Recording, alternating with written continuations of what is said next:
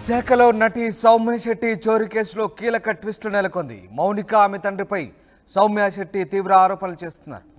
నేను దొంగ అని ప్రూవ్ చేసే సీసీ ఫుటేజ్ మీ దగ్గర ఉందన్నారు కదా, ఆ సీసీ ఫుటేజ్ ఎందుకు బయట పెట్టడం లేదంటూ సౌమ్య శెట్టి ప్రశ్నిస్తున్నారు. దమ్ముంటే తన ఫింగర్ ప్రింట్స్ ఆ సీసీ ఫుటేజ్ బయట పెట్టినంటూ ఆమె సవాల్ విసురుతున్నారు. తన మీద ఫాల్స్ కేసు పెట్టి తప్పుడు ప్రచారం చేశారని సౌమ్య శెట్టి ఆరోపిస్తున్నారు. తనను జైల్లో పెట్టాలని చూశారని, కానీ అవ్వలేదన్నారు. ఇక నిజాలు చెప్పాలంటే మీ ముందుకొచ్చానని, చచ్చేంత వరకు పోరాడైనా నిర్దోషిగా ప్రూవ్ చేసుకుంటానంటున్నారు సౌమ్య శెట్టి. నిజం ఎప్పటికైనా బయటకు వస్తుందంటున్నారు సౌమ్య. మీరు ఇంత చేసినా జైలుకు పంపించగలిగారా? మీ వెనకాల ఎవరున్నారో మొత్తం తెలుసు, ఎవరిని వదలనంటూ సౌమ్య శెట్టి ఘాటని వ్యాఖ్యలు చేశారు. కోర్టులో ఏది రుజువు కాకముందే తన జీవితాన్ని, కెరీర్ను నాశనం చేశారంటూ సోషల్ మీడియాలో సౌమ్య శెట్టి ఓ వీడియో విడుదల చేశారు. తనపై దుష్ప్రచారం చేసిన వారిని వదలనంటూ శపథం చేస్తున్నారు సౌమ్య శెట్టి. విశాఖలో 74 తులాల బంగారం చోరీ చేసిందంటూ ఆమెపై కేసు నమోదైంది. ఆ నగల్లో కొంత అమ్మి గోవా వెళ్ళి ఎంజాయ్ చేసినట్లు ఆరోపణలు వచ్చాయి. ఆమె నుంచి 40 తులాల గోల్డ్ను స్వాధీనం చేసుకున్నట్లు పోలీసులు తెలిపారు. మొత్తం మీద సౌమ్య శెట్టి తనపై చేసిన ఆరోపణలకు ఏదైనా నిర్దిష్టమైన ఆధారాలు ఇప్పటివరకు చూపలేదంటూ ఆమె ఓ వీడియో విడుదల చేయడం సంచలనం రేపుతోంది. మౌనిక ఆమె తండ్రిపై ఆమె నేరుగా ఆరోపణలు చేశారు, ఫిర్యాదులు చేస్తున్నారు. సౌమ్య శెట్టి తనను అనవసరంగా జైల్లో పెట్టాలని చూస్తున్నారని, తాను నిజం చెప్తే ఏమవుతుందో చూడమంటూ ఆమె హెచ్చరిస్తూ ఒక వీడియో చేశారు. చచ్చేంత వరకు పోరాటం చేసే నా నిర్దోషిగా ప్రూవ్ చేసుకుంటానంటున్నారు సౌమ్య శెట్టి. అందరికీ నమస్కారం. నా మీద ఫాల్స్ కేసు పెట్టారు, ఫేక్ ఎలిగేషన్స్ పెట్టారు, పోలీసులు నా అగెన్స్ట్ ప్రొవోక్ చేశారు, మీడియాలో రాంగ్ న్యూస్ ఇచ్చారు, రిమాండ్లో లేకపోయినా రిమాండ్లో ఉంది, జైల్లో ఉంది అని రాంగ్ ఇన్ఫర్మేషన్ మీడియాకి ఇచ్చి మొత్తం నేషనల్ వైడ్ నన్ను అన్పాపులర్ చేశారు. నేను కూడా ఈ సొసైటీలో బతకాలి కదా, నేను కూడా నా ఎక్స్ప్లెనేషన్ ఇచ్చుకోవాలి కదా. స్టార్ట్ చేసిందంతా మీరే.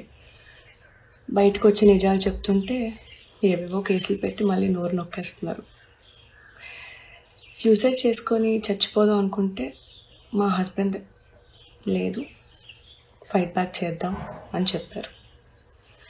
ఎంత పెద్ద కేసు పెట్టారో దాన్నే ఫైట్ బ్యాక్ చేస్తున్నాను. ఇప్పుడు ఇంకొన్ని యాడ్ ఆన్స్ పర్లేదు, మీ దగ్గర డబ్బులు ఉండొచ్చు, పవర్ ఉండొచ్చు, అబద్ధాన్ని నిజం చేయొచ్చు, నన్ను భయపెట్టలేరు. నాకు నిజంగా ఇంక భయం పోయింది. ఒకటి మర్చిపోతున్నారు, I guess. There is article 19. Every citizen shall have the right to freedom of speech and expression. So you've missed that, I guess. కానీ ఒకటైతే చెప్పగలను, thank you so much for making me famous national wide. I mean, నా రూపాయి కూడా ఖర్చు పెట్టుకోకుండా you made me popular. ఒక చిన్న స్టోరీ చెప్తాం అనుకుంటున్నాను. సుశాంత్ సింగ్ రాజ్పూత్ ఉన్నారు, పిచ్చి అయిపోయారు, డ్రగ్స్ తీసేసుకున్నారు, సూసైడ్ చేసుకున్నారు అని ఏదో డిఫరెంట్ స్టోరీ చెప్పారు. But reality something different. Similarly నన్ను దొంగ అన్నారు, నా లైఫ్ని దొంగ అని ట్యాగ్ వేసి పిచ్చి కుక్కలా చేసి జైల్లో పడేద్దాం అనుకున్నారు. మాకు ఫ్యామిలీ ఉంది, నేను నా రియాలిటీ, నా నిజం చెప్పుకోవాలి. మీరే అన్నీ చేసేసి, మీరే అన్నీ స్టార్ట్ చేసి, కోర్టులో కూడా ఇంకా ఏం ప్రూవ్ అవ్వకుండా ఏవేవో న్యూస్లు ఇచ్చేసి నా లైఫ్ని పాడు చేద్దాం, నా కెరియర్ డిస్ట్రాయ్ చేద్దాం అన్నీ మీరు చేశారు. నేను జస్ట్ నా ఎక్స్ప్లెనేషన్, రియల్ స్టోరీ చెప్తున్నాను అంతే. జైల్లో పెట్టేద్దాం అనుకున్నారు, అవ్వలేదు. God has different plans. ఇప్పుడు నేను ముందుకు వచ్చి నిజాలు మాట్లాడుతున్నాను. ఇక్కడి వరకు ఆ దేవుడే తీసుకొచ్చారు, ఇకపై కూడా ఆ దేవుడే ముందుకు తీసుకెళ్తారు. Like I said, I will fight till my last breath. Thank you. అందరికీ నమస్కారం. నా మీద ఫ్రాడ్ కేస్, ఫేక్ ఎలిగేషన్ పెట్టిన జనపాల ప్రసాద్ బాబుకి, మోనికా దివ్యకి ఒకటి స్ట్రైట్ క్వశ్చన్ అడుగుదాం అనుకుంటున్నాను. నేను దొంగతనం చేశానని, మీ ఇంటికి 4 సార్లు వచ్చానని, Jan 29th, Feb 2nd, Feb 6th, Feb 19th ఆ డేట్స్లో సీసీటీవీ ఫుటేజ్లో నేను దొంగ అని ప్రూవ్ అయినట్టు మీ దగ్గర ఉంది కదా, అది మీడియాకి ఎందుకు రిలీజ్ చేయట్లేదు? నా ఫింగర్ ప్రింట్స్ కానీ, నేను దొంగతనం చేశాను మీ ఇంటి నుంచి, కంగారుగా వెళ్ళిపోయాను లాస్ట్ డే అని చెప్పారు కదా, ఆ కంగారుగా వెళ్ళిపోయినవి ఆ సీసీటీవీ ఫుటేజ్ మీకు దమ్ము ఉంటే మీడియాకి రిలీజ్ చేయండి. మీరు 4 సార్లు కింద వరకు సెండ్ ఆఫ్ ఇవ్వడానికి రాలేదు. మోనిక, నేను డైరెక్ట్గా నీకు క్వశ్చన్ అడుగుతాను. ఏదైతే కన్వర్జేషన్ అయిందో మన ఇద్దరి మధ్యనే అయింది, అందుకు నిన్ను అడుగుతున్నాను. మీ డాడీ వెనకతలు దాక్కొని నాటకాలు ఆడద్దు. నువ్వు వాళ్ళకి నిజం చెప్పావో చెప్పలేదో, మొత్తం ఫ్యామిలీ అంతా కలిసి డ్రామా ఆడుతున్నారో నాకు తెలీదు. నా మీద ఎలిగేషన్ పెట్టారు. నేను కోర్టులోనో లీగలియో బ్యాటిల్ చేసి ఏదో ఒకటి చేసి నేను నిర్దోషాన్ని ప్రూవ్ చేసుకుంటాను. చచ్చినంత వరకు, చచ్చిపోయినా సరే ఎలాగో ఒకలా ప్రూవ్ చేసుకుంటాను. కాకపోతే నీకంటూ ఒక మనసాక్షి ఉంటుంది. నీ పాపాన నువ్వే పోతావు. నువ్వు నా దగ్గర నటించవచ్చు, మొత్తం ఫ్యామిలీ దగ్గర నటించవచ్చు, మీడియా ముందు నటించవచ్చు, డబ్బులతో పోలీసులు కొనియొచ్చు, డబ్బులతో మీడియాని కూడా కొనియొచ్చు. కాకపోతే నన్ను జైల్లో పంపించడానికి ఇంత ట్రై చేశారు, కానీ నేను బయటికి వచ్చాను కదా. అసలు జైలుకి పంపించగలిగారా? నన్ను ఏమైనా పేగలిగారా?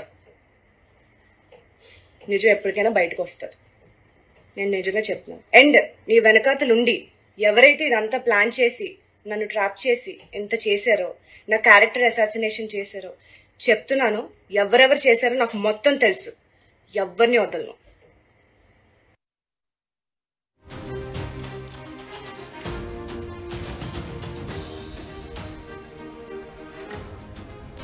రైట్. చోరీ కేసులో నిందితురాలైన నటి సౌమ్య శెట్టి కీలకమైన వ్యాఖ్యలు చేశారు. మౌనిక ఆమె తండ్రిపై తీవ్ర విమర్శ చేశారు. తాను దొంగ అని ప్రూవ్ చేసే సీసీ ఫుటేజ్ ఉంటే గనక ఎందుకు బయట పెట్టడం లేదంటూ ఆమె ప్రశ్నిస్తున్నారు. దమ్ముంటే తన ఫింగర్ ప్రింట్స్, సీసీ ఫుటేజ్ బయట పెట్టమని కోరుతున్నారు. తన మీద ఫాల్స్ కేసు పెట్టి తప్పుడు ప్రచారం చేశారని, తనను జైల్లో పెట్టాలని చూశారని, కానీ ఏమీ చేయలేకపోయారని సౌమ్య శెట్టి గట్టిగా వాదిస్తున్నారు. చచ్చేంత వరకు పోరాడతానని, నిర్దోషిగా ప్రూవ్ చేసుకుంటానంటున్నారు. సౌమ్య శెట్టి తనను జైల్లో పెట్టేందుకు ప్రయత్నిస్తున్న ఎవరిని వదలనంటూ సంచలన వ్యాఖ్యలు చేస్తున్నారు సౌమ్య శెట్టి. ఎస్, నాయుడు ఫోన్ లైన్లో జాయిన్ అవుతారు. నాయుడు, సౌమ్య శెట్టి కేసులో చాలా ట్విస్టులు నెలకొన్నాయి. ముఖ్యంగా తనను బదనాం చేసేందుకు ఇలాంటి ఆరోపణలు చేస్తున్నారంటూ సౌమ్య శెట్టి చెప్తున్నారు. మీ దగ్గర ఉన్నటువంటి ఆధారాలు ఏమైనా ఉంటే బయట పెట్టమంటూ సౌమ్య శెట్టి అంత బాహాటంగా సవాల్ విసున్న పరిస్థితి. అసలు ఏం జరుగుతుంది, మరి ఎందుకు ప్రూఫ్స్ను బయట పెట్టలేకపోతున్నారు? అసలు సౌమ్య శెట్టి కేసులో పోలీసులు ఏం చెప్తున్నారు?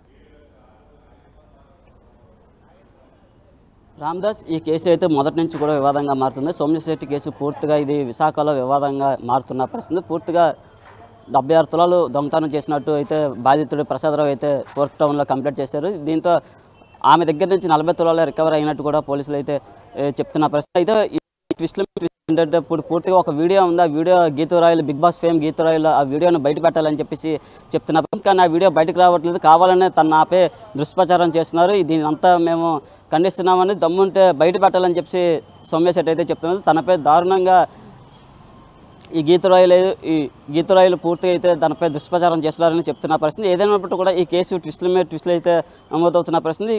పోలీస్ స్టేషన్లో కూడా ఈ కేసు ఉండగా సౌమ్య శెట్టి బయట లాయర్ల ద్వారా, అడ్వైజర్ ద్వారా బయట తిరుగుతున్న పరిస్థితి. ఏదైనప్పటికీ నిజం నిరూపించుకోవాలని పట్టుదలతో ఆమె ఉన్నట్టు కూడా తెలుస్తుంది.